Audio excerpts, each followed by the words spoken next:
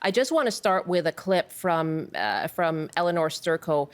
She spoke to Stephen Quinn on the early edition this morning about what happened yesterday. Yeah, I just was asked to come in at 5 p.m. Got in there, sat down with John and some of his other staff, our caucus chair, his chief of staff, the whip, and he asked me if I support him. And, I told him that I thought it was actually frankly unfair that he would ask me that before I had an opportunity to discuss anything with caucus. I heard Linda just now in your interview with her, Stephen, say that it was a caucus decision, but there was no caucus discussion, including no real caucus discussion about the communications that we had received from our executive about the allegations of breaching the Elections Act in John's leadership, they had signed up over 2,000 manufactured memberships. Some of those people, according to the media, allegedly dead people. So I said, look, it's not fair to answer that question before we have a chance to discuss it with caucus. And essentially after that, I was told that I was kicked out. And so, I was surprised, and especially, hearing now too, it's like, John saying I was campaigning against him, but that's actually also not true. I have not been campaigning. I have never expressed my intent to run for the leadership. The only, I guess, speaking or going to other MLAs was actually just in recent times here with regard to the allegations of cheating in the leadership. That's Eleanor Sturko speaking this morning, and she referred to Surrey Serpentine River MLA Linda Hepner in that interview as well. Now, joining me now is BC Conservative Leader John Rustad. Hello, thanks so much for being with us. Thanks for having me on today. So the decision to expel Eleanor Sturko from the Conservative caucus, was this a caucus decision or one made by you alone? It was one made by me alone. And the interesting thing is, you just played that clip from Eleanor, and she said something very different today on a radio show in Surrey, where she actually said, and these are her words, that she had been campaigning, she had been talking to members of caucus to try to gain support to have me resign. And this wasn't the first time she's done this. She's done this 3 times. The previous 2 times, I sat down, I had a conversation with her. I said, look, let's see how we can work this out. I'm sure we can work together. She's an effective critic. I wanted to keep her part of this team. The second time, she came in and she actually said, are you going to sign my nomination papers? And I told her, I said, and by the way, I had witnesses for these meetings if that's what's needed. And I said to her at the time, I said, that's completely up to you. If you want to be part of a team, if you want to be part of what we're doing as an organization, then I'm more than happy to have you as part of our team. And so now this is the 3rd time that she has done this. And by her own admission on a radio show today, this is why she was removed. And she's right. That is why she's removed. No leader in the country, in any political party, would have somebody part of the organization who's campaigning against them, trying to turn caucus against them, and wanting to have their leader removed. But to us, to CBC, she said she expressed concerns around the allegations of membership fraud and whether she was campaigning against you or not, or organizing. Is there not room to have this discussion with her? Does anyone expressing concern about you as leader, does that then warrant being kicked out of caucus? No, of course not. She was kicked out of caucus because she was campaigning to have me removed. And by her own admission, I wasn't planning to even talk about this. But she came out and talked about it publicly in the radio, so now I've got to respond. The memberships that were signed up inappropriately have all been removed. None of them were allowed to vote, and there was a few in Richmond and in Burnaby. I think it was 2 votes in Burnaby and a small number in Richmond that were not caught by the party, and we actually removed those from my total. I don't know for sure if they voted for me or not, but we removed them out of precaution because we want to make sure that this was the most open and transparent political leadership review that any political party in the country has done. And that's what we've achieved. It's one of the reasons why so much of this is being out in the public. Okay, I don't want to get too much into, he said, she said when it comes to this, but what she did say, just to put that to you, is that she had concerns about these membership irregularities, that there was no opportunity to have this conversation, to raise those concerns. How have you addressed that with your own caucus? What have you talked about? How have you gotten to the bottom of it?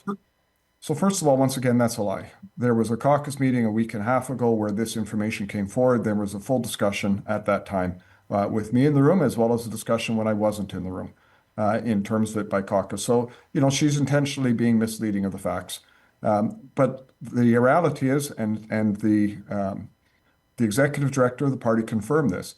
As soon as I was made aware that these memberships had gone into the system and that there was problems with them, that was done inappropriately, I called the executive director, who was in Germany at the time, and at 4 o'clock in the morning, in Germany time, and asked and told him, I said, look, these have been entered improperly. These have to be removed immediately. We cannot have this going on in our party.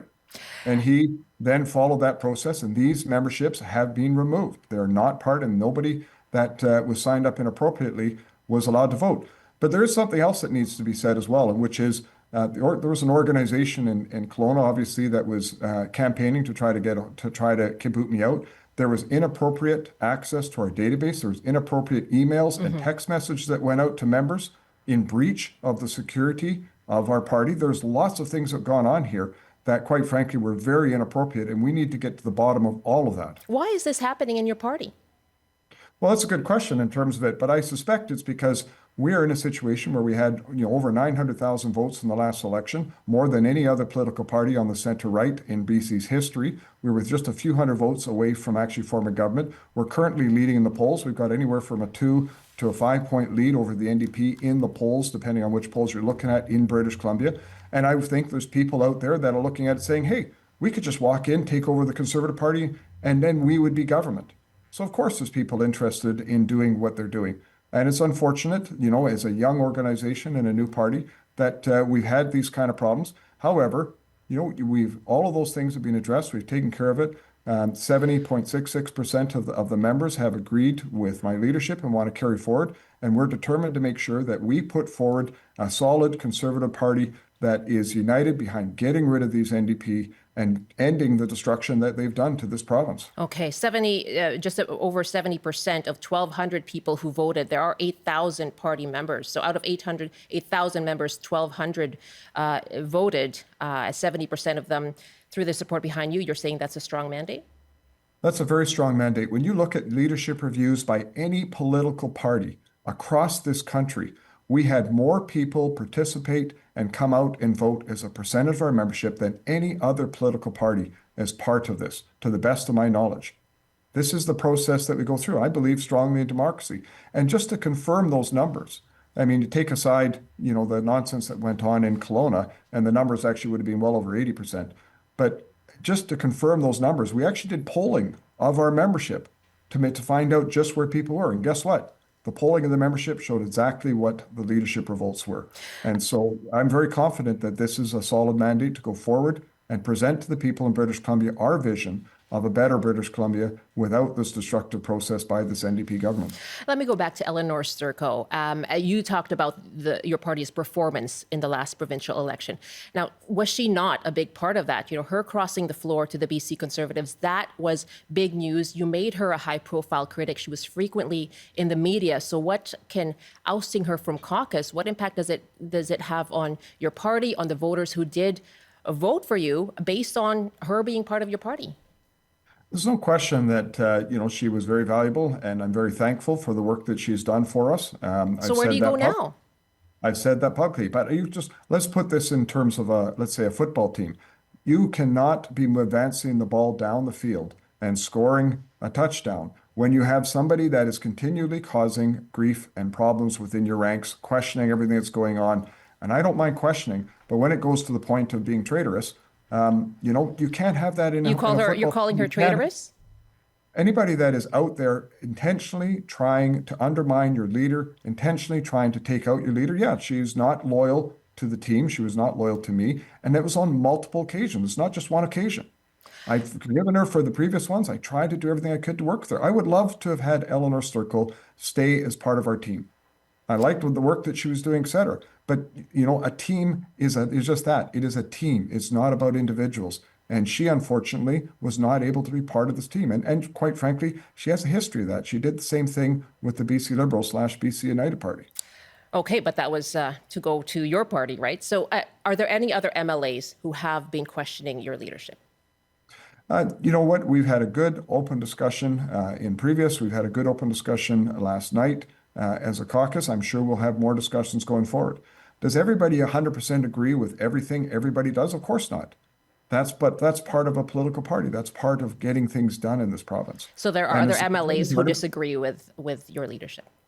No, I don't necessarily say they disagree with my leadership. They disagree with policies and approaches that we've taken. And of course, we're going to have those discussions. That is normal in a political party. The only thing that's abnormal is that we are in a situation where we're saying these things publicly as opposed to what they should be, which is behind closed doors. So I'm actually was very pleased that, we had a caucus meeting last night. And guess what? For the first time in I don't know how long, nobody leaked anything from our caucus meeting. I wonder what changed.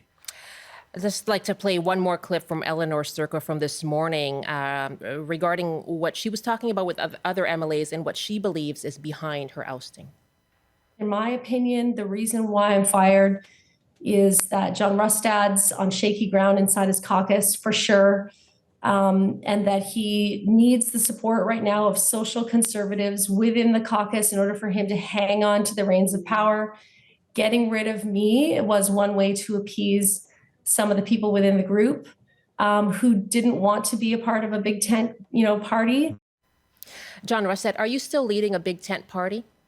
I am. And if you don't mind, I'll play a clip from her live when she did a radio show this morning so you can hear exactly what she's saying to somebody else.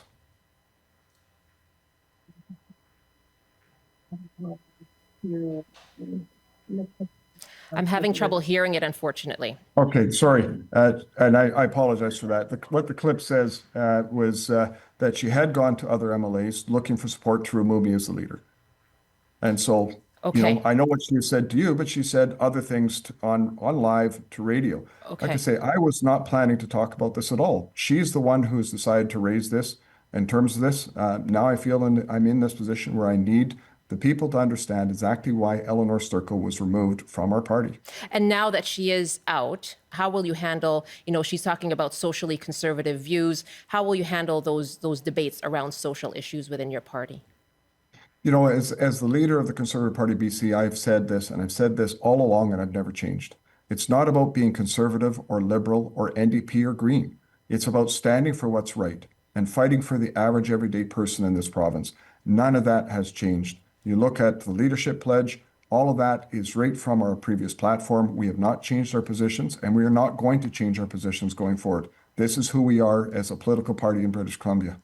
John Rustad, thank you very much for joining us. Appreciate it. Thank you very much for having me on. That's John Rustad, leader of the BC Conservative Party.